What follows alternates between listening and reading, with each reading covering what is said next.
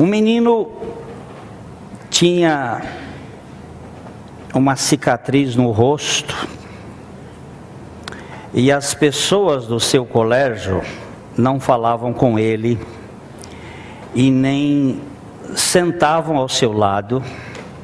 Na realidade, quando os colegas do seu colégio o viam, franziam a testa, devido à cicatriz ser muito feia. Então a turma se reuniu com o professor e foi sugerido que aquele menino da cicatriz não frequentasse mais o colégio. O professor levou o caso à diretoria do colégio. A diretoria ouviu e chegou à seguinte conclusão: que não poderia tirar o menino do colégio e que conversaria com o garoto, e ele seria o último a entrar na sala de aula e o primeiro a sair. Desta forma, nenhum aluno via o rosto do menino, a não ser que olhassem para trás. O professor achou magnífica a ideia da diretoria, sabia que os alunos não olhariam mais para trás, porque a cicatriz era muito feia. Levada ao conhecimento do menino a decisão, ele prontamente aceitou a imposição do colégio com uma condição: que ele comparecesse em frente dos colegas, dos alunos na sala de aula para dizer a eles o porquê daquela cicatriz. A turma concordou e no dia o menino entrou na sala, dirigiu-se à frente da sala de aula e começou a relatar. Sabe, turma, eu entendo vocês. Na realidade, essa cicatriz é muito feia mesmo. Mas foi assim que eu a adquiri. Minha mãe era muito pobre. E para ajudar na alimentação da casa, ela passava roupa para fora. Eu tinha por volta de 7 a 8 anos de idade. A turma estava em silêncio, atenta a tudo, e o menino continuou.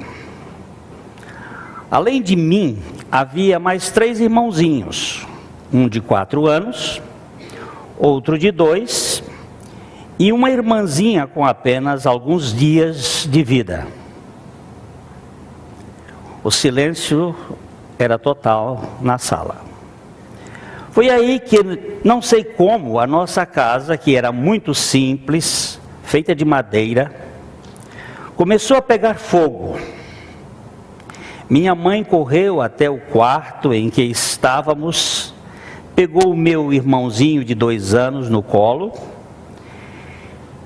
eu e o meu outro irmão pelas mãos, e nos levou para fora. Havia muita fumaça, e as paredes que eram de madeira estavam pegando fogo e estava muito quente. Minha mãe colocou-me sentada no chão ao lado de fora e disse-me para ficar com eles até ela voltar, pois tinha que voltar para pegar minha irmãzinha, que continuava lá dentro da casa em chamas. Só que quando minha mãe tentou entrar na casa em chamas, as pessoas que estavam ali não a deixaram buscar minha irmãzinha. Eu via minha mãe gritar: minha filhinha está lá dentro. Vi no rosto da minha mãe o desespero, o horror, e ela gritava. Mas aquelas pessoas não deixaram minha mãe buscar minha irmãzinha. Elas seguravam minha mãe. E foi aí que eu decidi. Peguei meu irmão de 2 anos, que estava no meu colo, e coloquei no colo do meu irmãozinho de 4 anos e disse-lhe que não saísse dali até eu voltar. Saí entre as pessoas e quando perceberam eu já tinha entrado na casa. Havia muita fumaça, estava muito quente, mas eu tinha que pegar a minha irmãzinha. Eu sabia o quarto em que ela estava. Quando cheguei lá, ela estava enrolada em um lençol e chorava muito. Nesse momento, vi caindo alguma coisa. Então me joguei em cima dela para protegê-la, e aquela coisa quente encostou-se em meu rosto. A turma estava quieta, atenta ao menino e envergonhada. Então o menino continuou: vocês podem achar que esta cicatriz é feia, realmente é feia. Mas tem alguém lá em casa que acha linda. E todo dia quando chego em casa, ela, a minha irmãzinha, beija. Porque sabe que é a marca do amor. Para você que está vivendo essa vida sem pensar, o mundo está cheio de cicatrizes. Não falo da cicatriz visível, mas das cicatrizes que se não veem, que estão no fundo do coração. Cicatrizes nas pessoas, feitas por palavras, por atos, por atitudes. Há aproximadamente 2000 anos, meu irmãozinho adquiriu algumas cicatrizes em suas mãos, em seus pés e na sua cabeça. Essas cicatrizes eram nossas, mas ele pulou em cima da gente, protegeu-nos e ficou com todas as nossas cicatrizes. Essas são as cicatrizes do amor. Obrigado, Tamanini. Foi ele que me passou este e-mail. Exatamente num dia em que eu estava olhando para as minhas cicatrizes.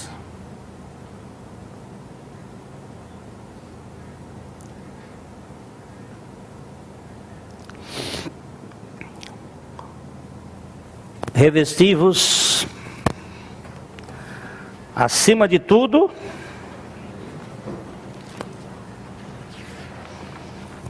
de Colossenses capítulo 3, versículo 14.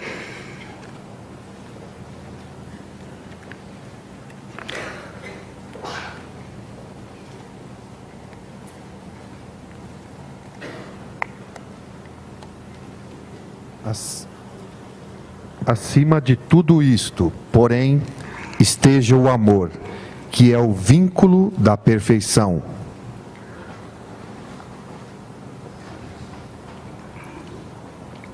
Acima de tudo isto, porém, esteja o amor, que é o vínculo da perfeição.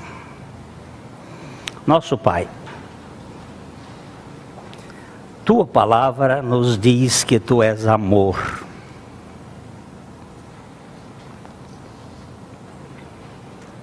Nós não temos definição para esta palavra, porque ela revela exatamente o que Tu és.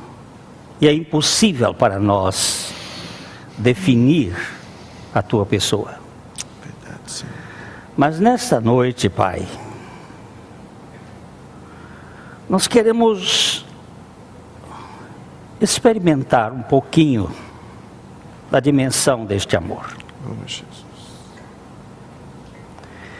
Nós que somos fracassados, falidos, indignos, nós clamamos a Ti, que o Senhor revele um pouco da Tua infinita graça manifesta em Cristo Jesus. Fala conosco, desentope os ouvidos de nossas almas,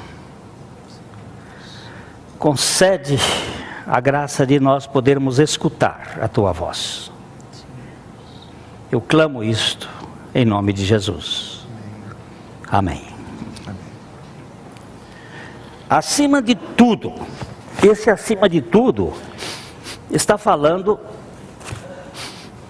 daquelas roupas que estão fazendo parte da nossa indumentária cristã. Misericórdia, paciência, mansidão, longanimidade,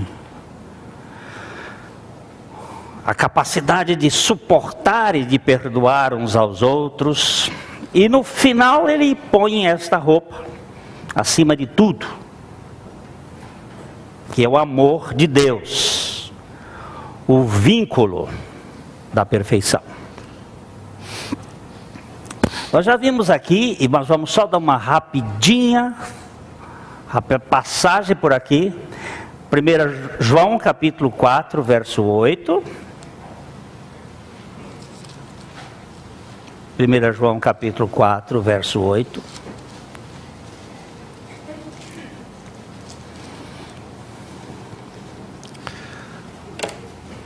Aquele que não ama, não conhece a Deus, pois Deus é amor. Verso 16. E nós conhecemos e cremos no amor que Deus tem por nós. Deus é amor, e aquele que permanece no amor, permanece em Deus, e Deus nele.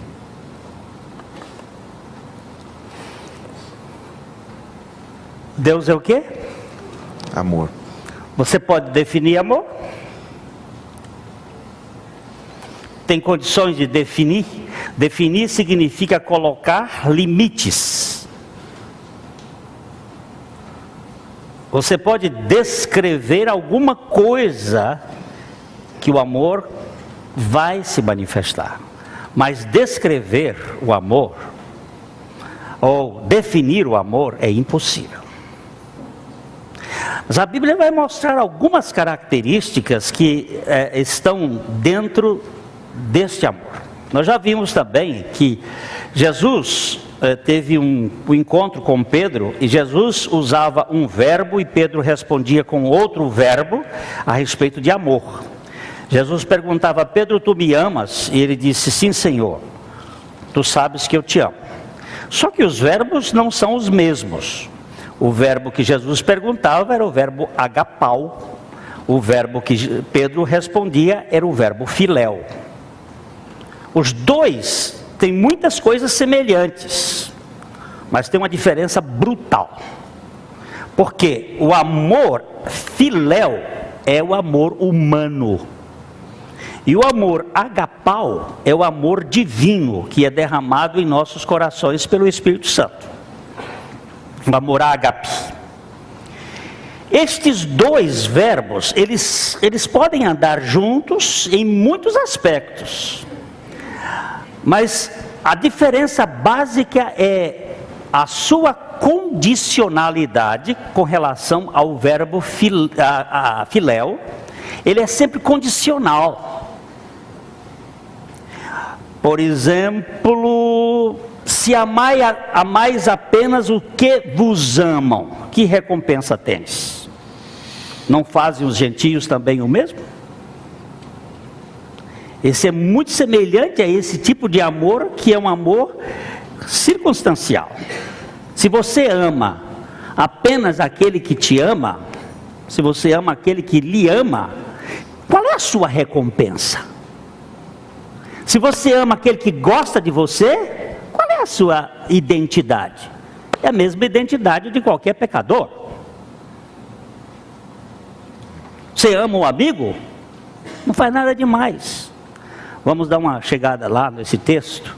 Lucas capítulo 6, verso 32 e depois o verso 34. Lucas 6.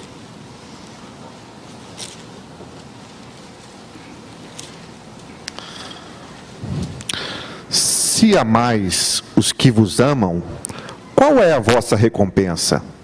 Porque até os pecadores amam aos que os amam. Agora o verso 34. E se emprestais... Não, verso 34, 35, 36.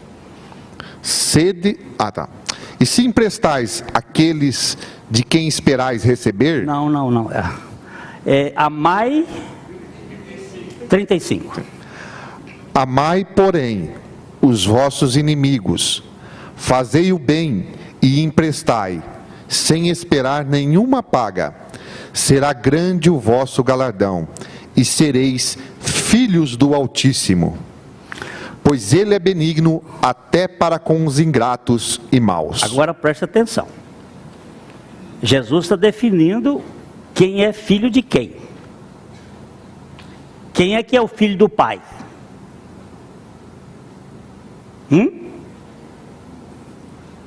Quem é que é filho de Deus? Quem ama o inimigo. Amar o amigo é muito fácil. Mas amar o inimigo só é possível em Deus.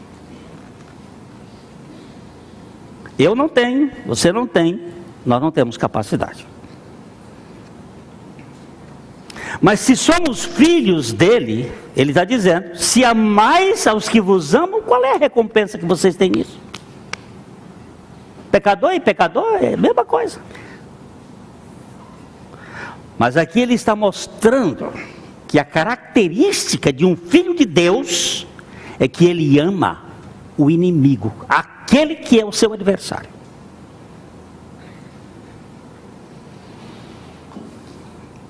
Isto é impossível para nós. Nenhum aqui vai conseguir fazer isto. Porém, todos aqueles que são filhos de Deus terão a garantia divina de que isto é possível. Amém. E não tem jeito. Eu sei que tem pessoas que não gostam de mim, que têm verdadeira raiva. Mas eu não tenho o direito de deixar que a tiririca do ódio esteja vivendo no meu coração. Então, quando a raiz começa a aprofundar, eu digo, Senhor, és tu que és o vinhateiro ou o agricultor. Eu sou a videira verdadeira e meu pai é o agricultor. E o Senhor vai ter que cuidar desta vinha e tirar tudo quanto é coisa ruim que está no meu coração. Então,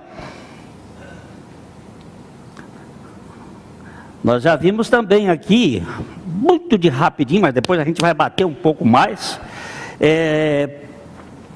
1 Coríntios capítulo 8, os versos de 1 a 3, Coríntios 8, No que se refere às coisas sacrificadas a ídolos, reconhecemos que todos somos senhores do saber. O saber ensoberbece, mas o amor edifica. Se alguém julga saber alguma coisa, com efeito, não aprendeu ainda como convém saber. Mas se alguém ama a Deus, esse é conhecido por ele. Olha só. ele levanta aqui uma questão muito interessante. O problema estava tendo lá na igreja de comer comidas sacrificadas a ídolos. Aí é uma discussão e ele está respondendo a essa questão. Ele diz, com relação à gnosis, ao conhecimento, a estas informações, a esse conhecimento teológico a respeito dos ídolos, olha, todo mundo aqui é craque, é PhD, é gente que sabe demais. Só que vocês estão tropeçando em coisas fundamentais, vocês não estão amando esses irmãos que estão aí tendo problemas. Vocês têm todo um conhecimento, um arcabouço de saber, mas desbarram exatamente nas relações. E então ele diz, olha, fique sabendo de uma coisa, que o conhecimento, ele incha, ele ensoberbece. É uma palavra que Paulo vai dizer que o amor não é fisió.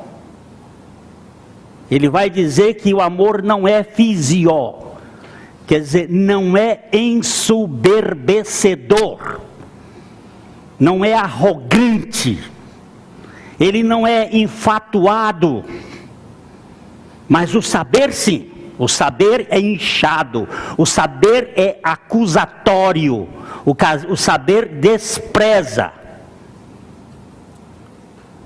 E então ele vai mostrar com clareza, dizendo, se você pensa que sabe alguma coisa, você não sabe ainda nada, porque se você está permitindo que o seu saber exclua o seu irmão, que é ainda fraco, você é um inchado, separado da graça de Deus. E ele é duro. Aquele pedacinho de gente que foi o apóstolo Paulo, é um gigante quando se mexe na graça de Deus. Se quiser ver Paulo subir no tamanco, é colocar lei em cima de uma pessoa. Ele esbraveja como um leão. Mas a gente vai ter que andar um pouco mais em outros tempos, porque esta palavra aqui, esta palavra HP, meu irmão, é toda a essência de Deus. Não dá para a gente caminhar sem aprofundar um pouco mais. A etiqueta do discípulo de Jesus Cristo, que vai definir. Eu tenho aqui uma etiqueta bordada nessa camisa aqui, foi o Fernando Prison que me deu de presente. É um negócio bonito aqui, dia de aniversário, gosto muito dela. É um verde assim, esperançoso. Qual é a etiqueta de um cristão? O que vai definir o cristão?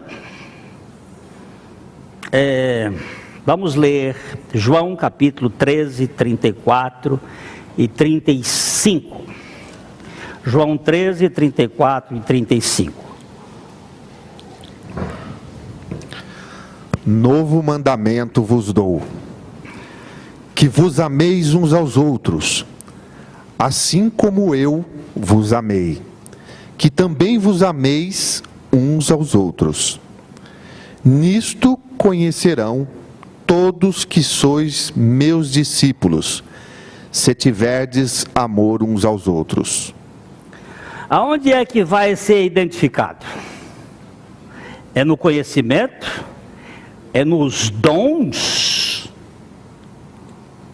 É nos talentos? Onde é que ele vai ser identificado? É no amor. Agora, nós precisamos definir esse amor. Olha, não confunda, por favor, anão na mata com anonimato. Não faça essa confusão que você vai criar problema. Pode ser que o anonimato seja um anão na mata. Ele já é anão e na mata é um anonimato, está escondido. Mas não confunda. Amor humano, amor pegajoso, amor possessivo, amor sufocante, com amor divino. Não confunda cuidados humanistas com o amor de Deus, que é aquele amor que dá o seu próprio filho, ainda que a quem ele deu não queira receber. E ele continua amando. Ele deu o amor, mas ele não quer o amor de Deus. Mesmo assim, Deus continua amando. E é essa definição que nós vamos entrar um pouquinho mais nela.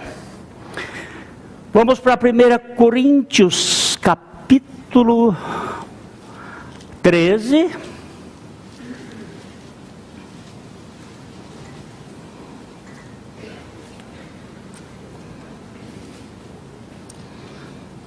O amor, verso 4.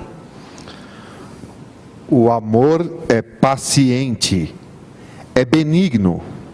O amor não arde em ciúmes, não se ufana, não se ensoberbece. Continue.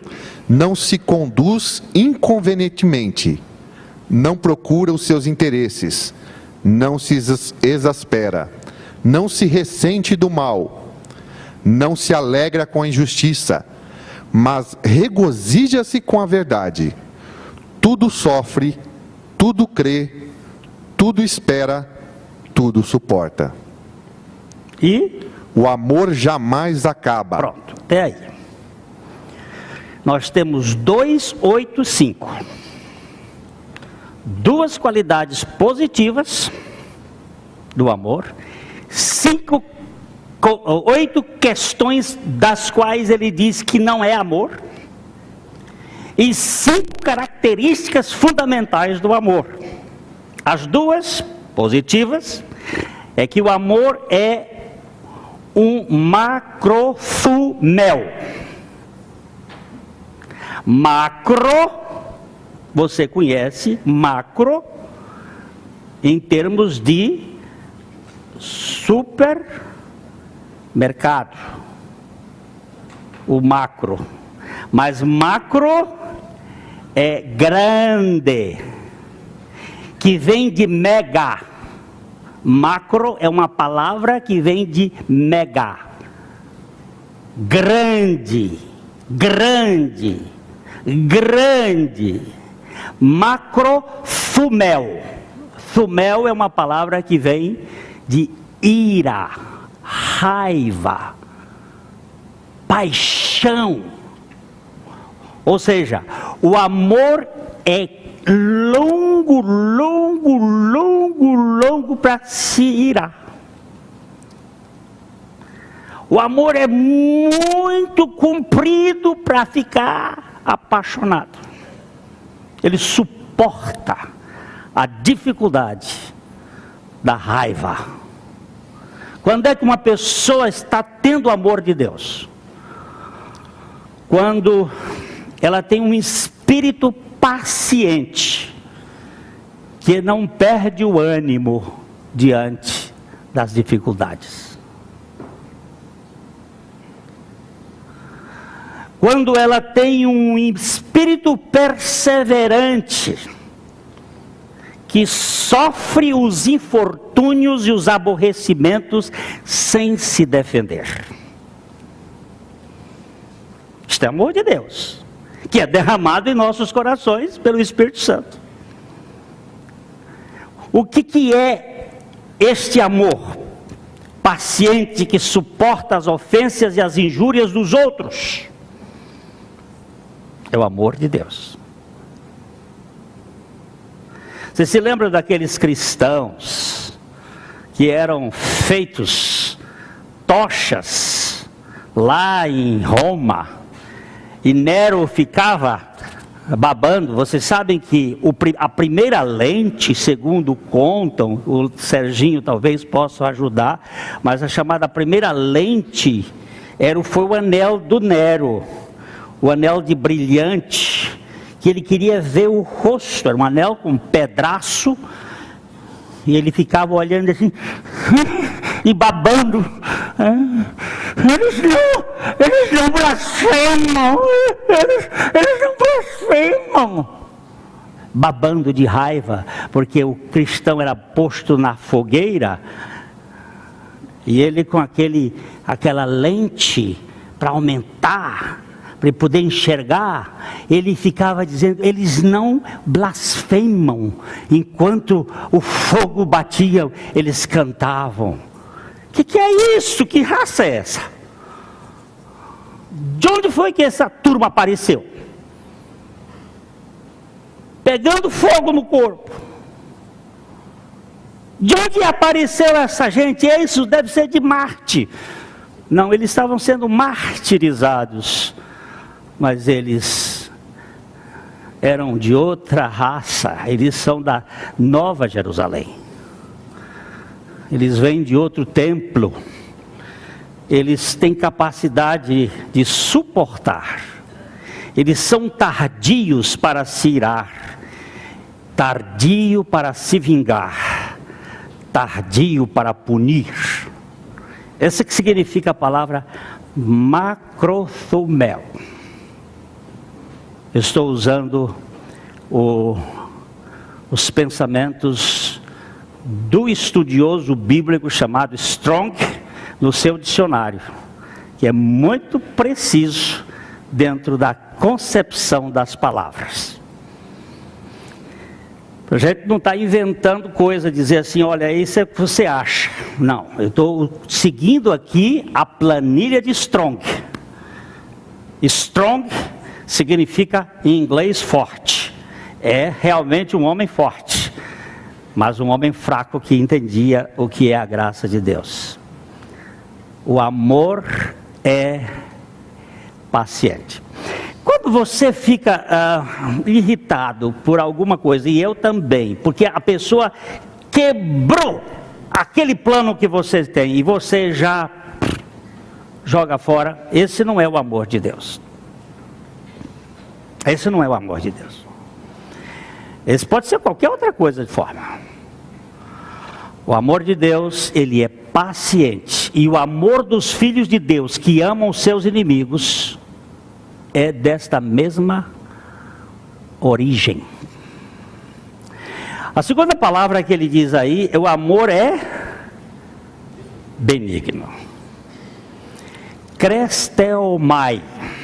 Chresteomai pode ser traduzido como o amor de Deus, o amor entre os cristãos, é um amor gentil, educado, é um amor de bondade, é um amor bondoso, cavalheiro.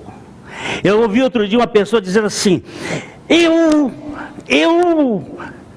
digo a verdade, custe o que custar. Não é assim não.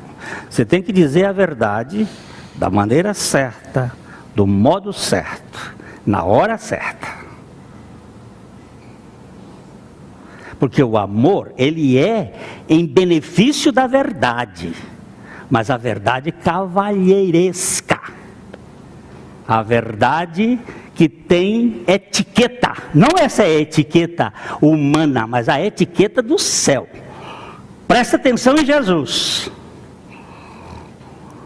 Jesus sempre vergastou pesado os religiosos, mas amparou pesado os sofridos e fracassados, os marginalizados. A Dalete me fez ler um livro aí nessa viagem, um livro muito precioso de uma economista, uma jornalista que trabalha na área de economia, Camargo César, primeiro Marília Camargo César, sobre feridos em nome de Deus. Mas o negócio é de arrebentar. Em nome da igreja, pastores que são feridos, e em nome de Deus, igrejas que ferem pastores. É terrível o livro da mulher. Ela fez uma pesquisa no Brasil. Várias pessoas. Muito bom o livro. Mostrando a realidade do sofrimento das almas. Em nome de Deus. Legalismo, tirania, imposição. E as pessoas laceradas por dentro, sofrendo, sem poder ser restauradas. Falta o quê? Falta essa benignidade do amor, essa bondade do amor de Deus. É a ferro e fogo, é a pé de cabra, ofendendo as almas a quem Deus ama. Irmãos, eu fiquei impressionado. Olha, Dalete, você me deu uma sopa de letra, que eu saí daqui de um avião, fui metade, da outra metade de lá para cá, de Goiânia para cá. E cheguei aqui e disse para minha mulher, eu estou surrado. Porque aí eu me vejo como um abusador e um abusado. Quantas vezes eu já abusei alguém com a tirania da minha pregação? Uma pregação calcada numa ortodoxia doente, perversa. A ortodoxia divina é santa, ela é perfeita. Então, vamos mais agora porque que o amor não é. O amor não é? Hein? Não é? Ele não arde em ciúme.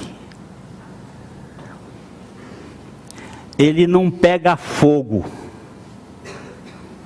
Ele não é um amor assodado, inflamado, cheio de ciúme.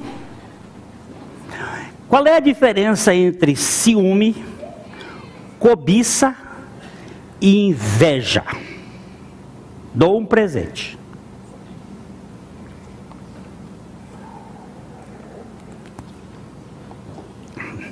Ciúme, cobiça e inveja. Qual é a diferença? O ciúme, você não quer perder aquilo que tem.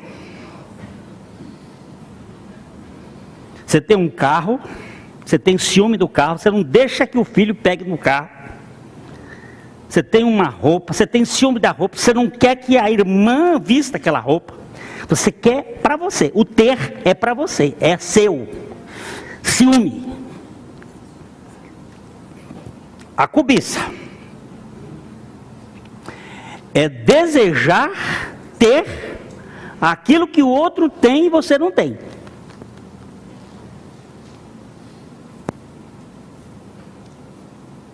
E a inveja é não querer que o outro tenha, mesmo quando você tem. E esses três sentimentos fazem parte do homem natural.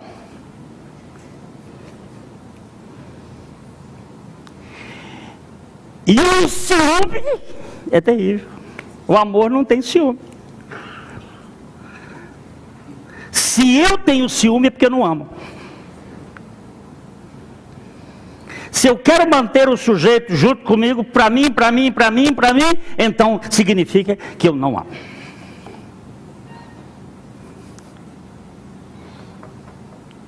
E agora? Como é que faz? Lembra do filho do pai, daquele pai amoroso? O filho disse: dá-me a parte da herança que me cabe. Ele tinha direito? Não, o pai deu. E o filho foi-se e gastou tudo. E quando voltou, o que o pai fez? O pai criticou? O pai zangou com o filho? O que o pai fez? Fez festa, deu roupa, deu anel, deu sapato novo e ficou numa alegria incontida. Por quê? Porque aquele pai amava. Ele só sabia fazer isso, ele amava. E ele amava tanto o gastador como o emburrado. Porque tem um outro que ficou do lado de fora da festa emburrado. É o legalista. Todo legalista não fica na festa, ele fica do lado de fora. E criticando os outros. E mal criado. Mas o pai dizia: filho, entra na festa, a festa é para você também. É seu irmão, que irmão nada.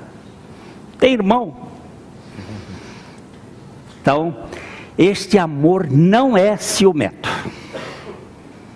Você tem ciúme? Tenho. Então você pode ter até filéu. E pode até ter filé de amor filéu. É bem bonitão assim, redondo. Mas é carne pura. E vai ser tostado no inferno.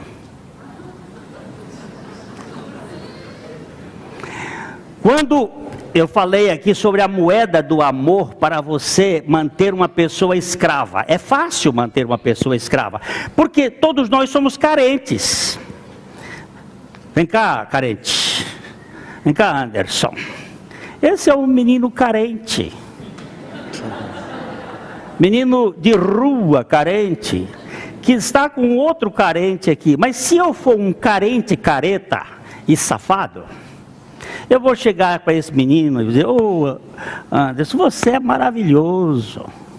Aí ele já vai ficar: você sabe que eu gosto de você demais. Eu amo você, Anderson. Você é um menino maravilhoso. Aí ele vai ficando escravo das minhas lábias, da minha conversa. E ele vai ficando dependente disso, e eu vou dizendo para ele sempre. Aí o Anderson fica ali, quando vê o Glênio, diz assim: ô Glênio, meu amigão. E eu faço dele um capacho. Muito casamento é feito assim, muitas relações. Mas a gente não deve fazer, deve falar. Mas antes de tudo, diante de Deus, que vê a sinceridade do coração. Porque eu posso usar uma moeda para fazer desse menino meu escravo. Há muito pastor que faz isto com as suas ovelhas e mantém-as num curral de escravatura no fundo do porão. Elas são subservientes. E isso é desonestidade. O amor cuida, mas não superprotege. Deus nos ama, mas deixa nas nossas decisões o direito de fracassar e Ele poder nos restaurar. É isto que significa. Não é um amor encabrecado pela cabeça. Vem cá. Isso aí é ciúme, medo do fracasso do filho, medo do fracasso do esposo, da esposa, medo do fracasso do amigo, ficar com medo. O amor dá liberdade.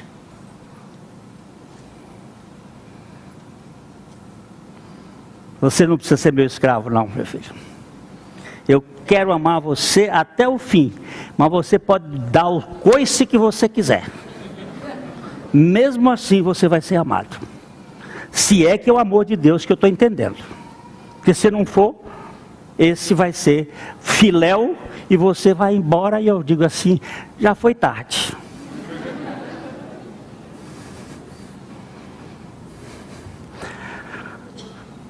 Aí tem um pouquinho mais. Eu acho que dá mais para a gente caminhar só um pouquinho, mas dá. O amor não é Não se... que será essa palavra, hein? Não se ufana. O que é ufanar? Hein? O que é ufanar? Você sabe que a Bíblia é um livro erudito. Só para dar uma informação aqui. Uma informaçãozinha leve. Um universitário brasileiro que tem um bom conhecimento, ele sabe mais ou menos 4.500 verbetes. Bem conhecedor. Um universitário brasileiro, meia boca, sabe entre 2.500 a 3.000 verbetes. A Bíblia tem mais de 8.000 verbetes diferentes. Então, um universitário brasileiro não tem competência de ler a Bíblia sem dicionário. Mas Isabel Pontes lia a Bíblia sem dicionário. A irmã Isabel, que era a nossa profetisa daqui que morreu, que aprendeu a ler a Bíblia, aprendeu a ler na Bíblia, ela lia sem dicionário e sabia interpretar. E agora você pergunta por quê, e eu digo assim: mysterium ad absurdum. Mas esta palavra aqui, gabar-se, o que é? Ufanar. Parece agora? Hein? O que é ufanar? Bem entendido? Vendido? Ídolo? Não. Não, mas ela pode ter um sentido. Ufanar é: você gosta de falar bem de você mesmo. Você tem prazer de falar bem, aquela coisa assim. Ele usou aqui uma expressão muito interessante: usando floreios retóricos para enaltecer-se, para subir no palco. Quem sofre dessa doença, levante a mão. Temos alguns honestos aqui. Eu levanto as duas. Viu? É uma doença terrível. Falem de mim, nem que seja mal, mas falem. Falem de mim. Essa necessidade, e essa necessidade que a gente tem de ser a estrela principal, de ser o astro, é terrível. E ele está dizendo aí: o amor não se ufana, não é um fanfarrão que fica aí gabando-se de ter feito isto e aquilo. Eu tenho uma tendência muito grande dentro de mim, da ufania. De vez em quando eu me pego, criatura, você está aí fazendo blá, blá, blá.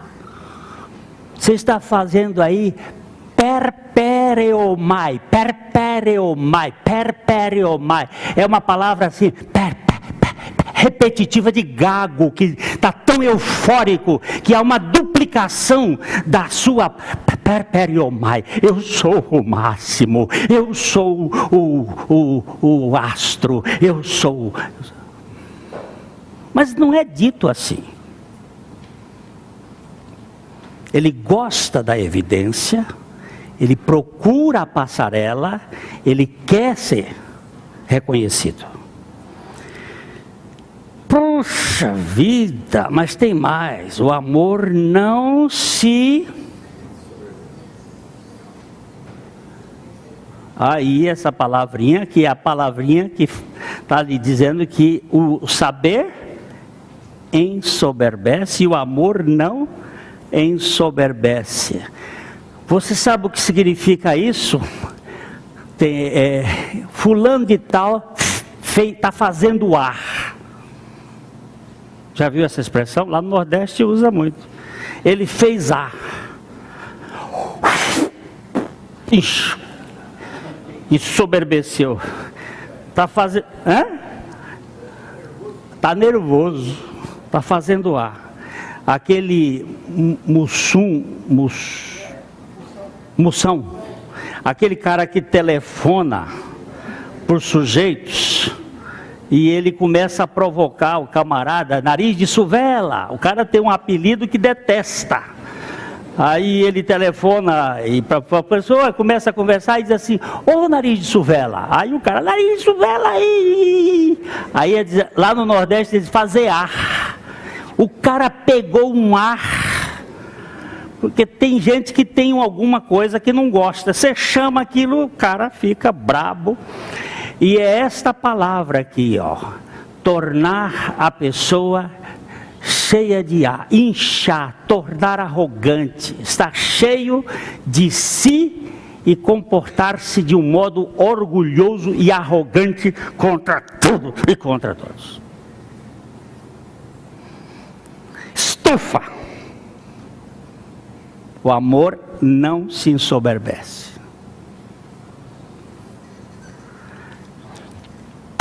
Na cara de Cristo. Vai, esvazia, meu filho. Bebe muita cerveja durante o dia.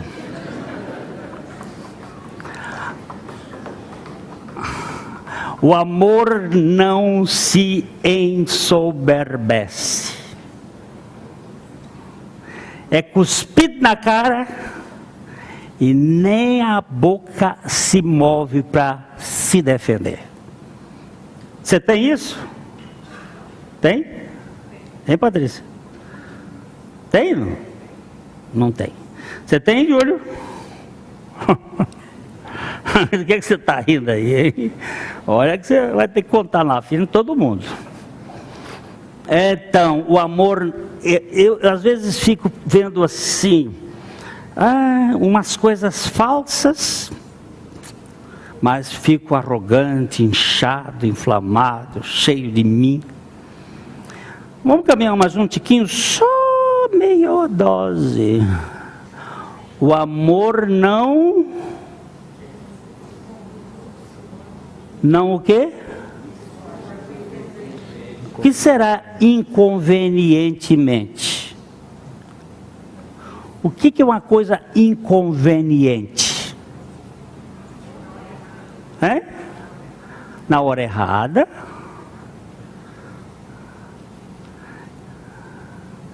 O amor não precipita a ira do outro. Ele não provoca. Olha a palavra. Ele não age de forma indecorosa. Decorosa é de coração. Indecorosa é fora do coração.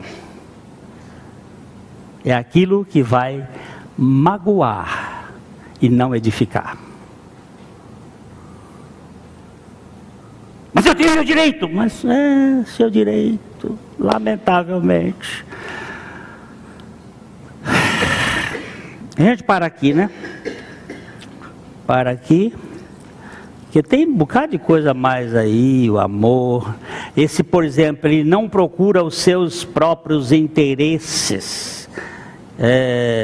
Esse procurar aqui, aquela questão de você estar investigando, procurando, visando, enfaticamente exigindo o que se cumpra aquilo que é da sua vontade. Eu quero. Menino é muito pirrônico com isso. Por isso que Paulo vai dizer assim: quando eu era um néfios, Quando eu era uma criança, eu vivia como criança, eu andava como criança, eu pensava como criança. Mas quando eu cheguei a ser adulto, acabei com essas coisas próprias de criança, que são ficar exigindo seus direitos, chamando atenção para você, porque você é o centro do universo. Não é a Terra o centro do universo, é o Sol. Não, o Sol não é a constelação, não é a constelação, sou eu. O centro do universo sou eu. Lamentavelmente, é isso o nosso problema.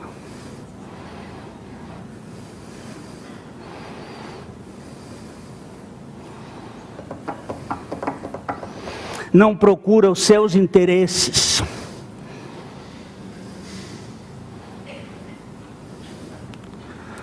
Também vem outra palavra ali, não se exaspera. Mas não já falou que ensoberbece?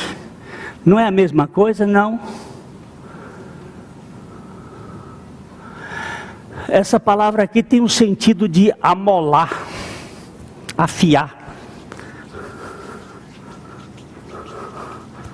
Eu afio uma faca para cortar o pescoço desse cara aqui, que está interpretando mal.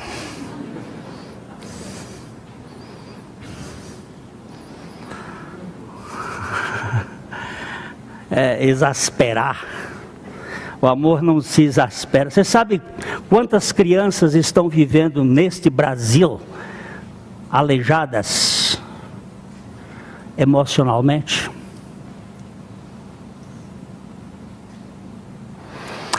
A Carlinha me mandou um e-mail da Jéssica. É uma menina que nasceu sem os dois braços. A Jéssica, quando nasceu assim, sem os dois braços, por uma enfermidade,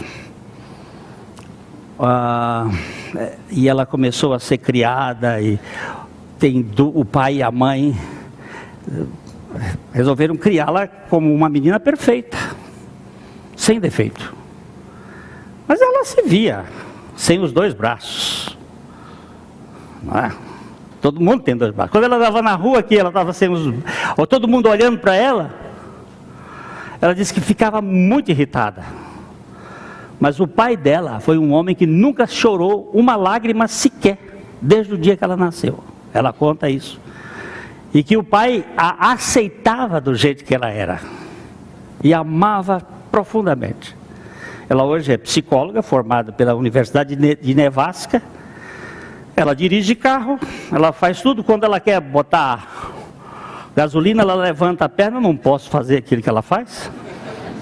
Ela mete o pé lá em cima, pega a bomba, paga a conta. Mas o melhor de tudo, ela é pilota de avião.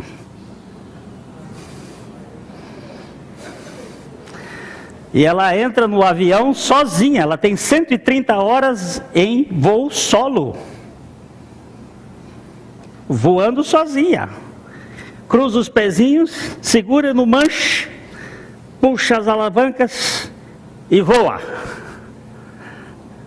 E aí a Carlinha botou lá aquele e-mail e eu passei para todo mundo que eu tenho o meu grupo de mendigos, os mendigos que leem da mendigância da graça, que estão aí na parede, pedindo ao Senhor misericórdia. Eu digo, murmura, acaba, reclama da vida, seu...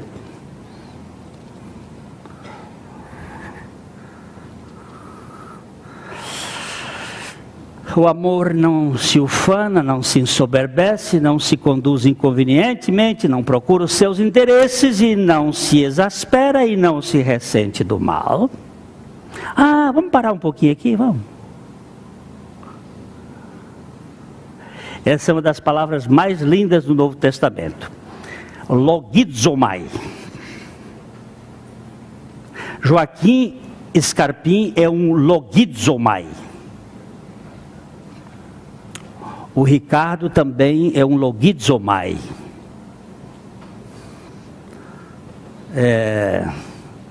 Quantos contadores nós temos aqui? Contadores. O Hildo, outro logizomai, está lá. Logizomai é aquele que contabiliza o fato. Você não pode contabilizar uma coisa que não existe. Você tem que contabilizar exatamente aquilo que foi feito. Se eu comprei um carro por 500 mil reais, eu tenho que contabilizar pelo preço exato do carro. Esta é uma palavra muito interessante. Ele diz aí que o amor não o quê? Por favor, leia. Não se ressente do mal. Sabe o que é que a palavra recente quer dizer aí? O amor não contabiliza o mal. O amor não calcula o mal que foi feito para ele. Veja como Strong usa aqui a expressão. Ele não conta, ele não computa, ele não calcula, ele não confere o mal que foi feito para ele. Não tem contabilidade do mal no amor. É por isso que o pai não diz nada para o filho.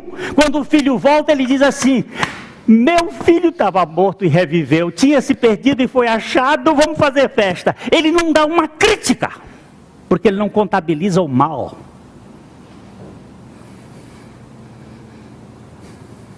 Você conhece isso? Agora, isso é meu pai, e ele quer fazer isso em mim. Eu conheço esse amor de meu pai? Você conhece o amor de Deus incondicional para com você? Ou o Deus que você conhece é parecido com o pai que você teve? E seu pai não foi uma pessoa tão amorosa assim? Muitas vezes ele te deixou numa situação difícil.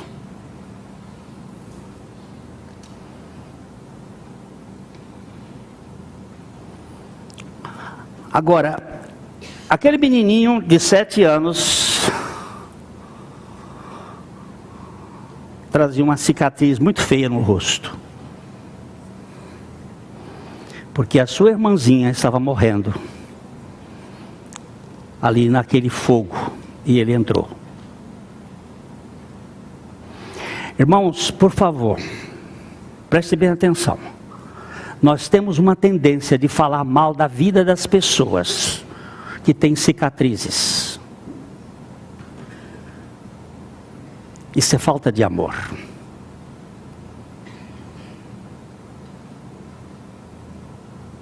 Todas as vezes que eu estou falando mal de alguém que Deus ama, ainda que eu não entenda, eu preciso ver a história dessa pessoa para trás. E ver como foi que ela chegou até onde chegou. Para depois fazer uma avaliação. E dizer: Senhor, mas mesmo assim o Senhor ama essa pessoa. E quando o Senhor beneficia as pessoas, o Senhor beneficia com a chuva que desce sobre maus e bons. E quando o Senhor dá o sol para justos e injustos. Porque o Senhor não faz acepção de pessoas. Irmãos, vamos ter que considerar muita coisa, porque nós somos muito prontos para criticar e reclamar daqueles que têm defeitos, e botar o dedo na cara da pessoa e dizer: oh, você é um safado. E você é o quê? Você é um juiz acusador que sentou num trono que não lhe pertence. Esse trono pertence apenas àquele que pode julgar retamente as pessoas com a sua justiça. O amor não faz isso, irmãos. Então, Senhor, tem misericórdia de mim. A mensagem que você acabou de assistir faz parte do Ministério de Comunicação Palavra da Cruz. Temos um grande acervo de estudos bíblicos em áudio e vídeo. Distribuímos também gratuitamente o jornal mensal Palavra da Cruz. Entre em contato conosco pelo fone fax 0 operadora 43 3322 3037 ou pelo e-mail com@palavradacruz.com.br. Visite-nos também pelo site www.palavradacruz.com.br. Graça e paz.